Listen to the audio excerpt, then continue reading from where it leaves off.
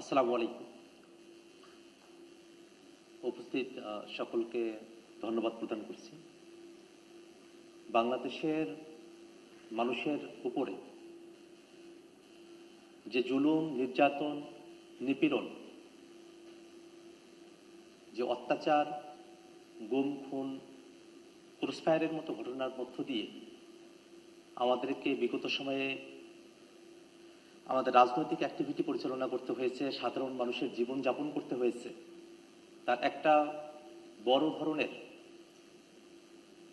খুবই ভয়াবহতম রূপ আমরা দেখেছি 24-এর অভ্যুত্থানের সময়কালে।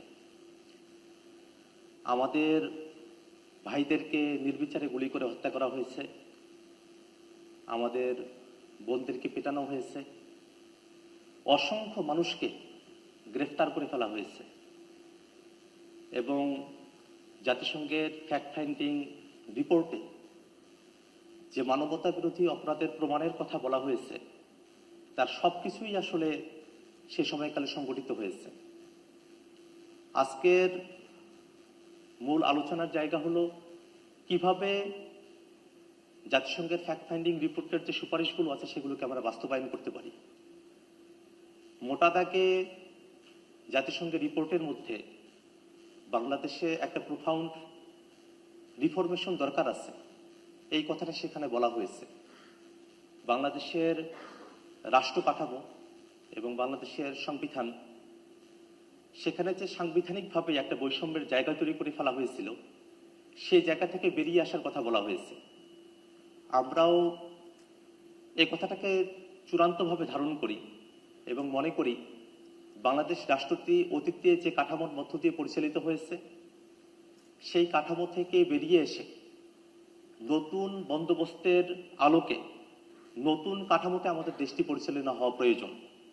এবং এই কারণেই আমরা আমাদের দলের তরফ থেকে ঐক্যমত্য কমিশনে সংস্কারের যে প্রস্তাবগুলো আছে সেগুলোর প্রতি আমরা আমাদের সমর্থন ব্যক্ত করেছি। অনেকগুলো জায়গাতেই মৌলিক সংস্কারকে যেন আরো বাস্তবায়নযোগ্য করা যায় সে ব্যাপারে আমরা আমাদের বক্তব্য রেখেছি। এবং আমরা দেখি জাতিসংঘের এই ফ্যাক্ট ফাইন্ডিং রিপোর্টের মধ্যে আমাদের বিচার বিভাগ সেটাকে স্বাধীন করার কথা বলা হয়েছে, যেটা অতীতে আমরা দেখেছি দলীয়ভাবে সেখানে নিয়োগ থেকে শুরু করে নিয়ে যে সরকার ক্ষমতায় ছিল তাদের অনুগত থেকে রায় প্রকাশ করার মতো ঘটনাগুলো সেখানে ঘটেছে। আমরা বাংলাদেশের বিচার বিভাগ স্বাধীন করার ব্যাপারে জাতিসংঘের ফ্যাক্ট ফাইন্ডিং রিপোর্টের যে সুপারিশ সেই সুপারিশকে আমরা সমর্থন করি। এবং একই সাথে বাংলাদেশে বর্তমানে যে পরিস্থিতি চলছে তাতে আমরা খেয়াল করে দেখেছি যে এতগুলো মানুষ হত্যার শিকার হলেন, এতগুলো মানুষ গ্রেফতারের শিকার হলেন, নির্যাতনের শিকার হলেন এবং সরাসরি শেখ হাসিনা যিনি আদেশ দিয়ে বাংলাদেশের মানুষদেরকে মরণঘাতী অস্ত্র ব্যবহার করে হত্যার নির্দেশ দিলেন এবং এই গোটা প্রক্রিয়ার সঙ্গে পুলিশ, বিজিবি থেকে আইন শৃঙ্খলা রক্ষাকারী বাহিনী, বিশেষত গোয়েন্দা বাহিনীতে যারা আছেন তাদের যে সংযোগ, এই পুরো বিষয়টাকে কিন্তু আমরা এখন পর্যন্ত বিচারের আওতায় নিয়ে আসতে পারিনি। বিচার ব্যবস্থার পুরো জায়গার যে কলেবর আওয়ামী লীগ বা তাদের কিছু দোসরকে আমরা এর সঙ্গে যুক্ত করতে পেরেছি, তাতে মোটাটাকে মনে হয় যে এতগুলো মানুষ যারা অপরাধী, এতগুলো হত্যাকাণ্ড সংঘটিত হলো, তার খুব অল্প কিছু মানুষকেই আমরা আসলে বিচারের কাঠামোর মধ্যে আমরা নিয়ে আসতে পেরেছি। এবং সেই বিচারিক কাঠামো সেটাও একটা বছর হয়ে গেছে, সেটা এখনো পর্যন্ত খুব দৃশ্যমান অগ্রগতির দিকে আমরা পৌঁছাতে পারিনি। এই কারণে আমরা সরকারের কাছে উদাত্ত আহ্বান জানাই, যদি বিচার বিভাগের কলবেরকে আরো বৃদ্ধি করতে হয়, বিচারকে আরো সহজতর করার জন্য, এবং এই বিচার প্রক্রিয়ায় এখনো পর্যন্ত আওয়ামী লীগের যারা এই হত্যাকাণ্ডের সঙ্গে, মানবতা বিরোধী অপরাধের সঙ্গে যুক্ত ছিল, তাদের অনেকে হয়তো দেশে বিভিন্ন জায়গায় তারা লুটিয়ে রয়েছেন, তাদেরকে গ্রেফতার করা এবং যারা বিদেশে আছেন তাদেরকে দেশে নিয়ে এসে বিচারের মুখোমুখি করার একটা পদ্ধতি সরকারকে অবশ্যই অনুসন্ধান করতে হবে।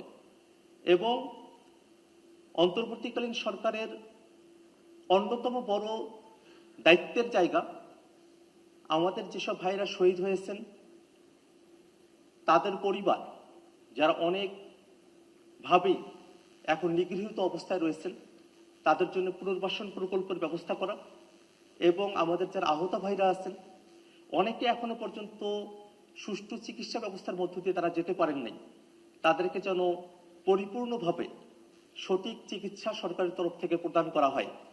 এবং সব থেকে বড় যে বিষয়টা জাতিসংঘের ফ্যাক্ট ফাইন্ডিং রিপোর্টের মধ্যে বলা হয়েছে যে বাংলাদেশের আসলে প্রোফাউন্ড রিফর্ম প্রয়োজন।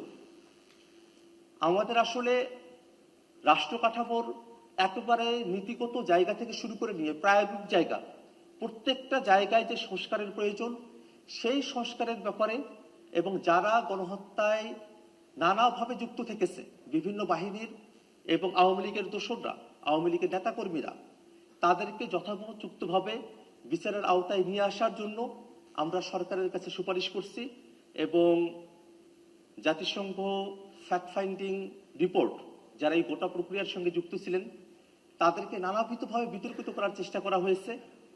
আমরা অতীতেও সেই বিতর্কগুলোকে খণ্ডন করার চেষ্টা করেছি। ফ্যাক্ট ফাইন্ডিং রিপোর্টকেই একটা ট্রায়াল আকারে উপস্থাপন করে সেখানে আওয়ামী লীগের কারো বক্তব্য নেওয়া হলো না হলো সেই প্রসঙ্গগুলো নিয়ে আসা হয়েছে। আমরা বস্তুতেই মনে করি যে সেগুলো শুধুমাত্রই বিতর্কিত করবার উদ্দেশ্যেই অযাচিতভাবে সেই তর্কগুলো নিয়ে আসা হয়েছে। ফ্যাক্ট ফাইন্ডিং রিপোর্ট সেটা কোনো ট্রায়াল প্রসেস নয়।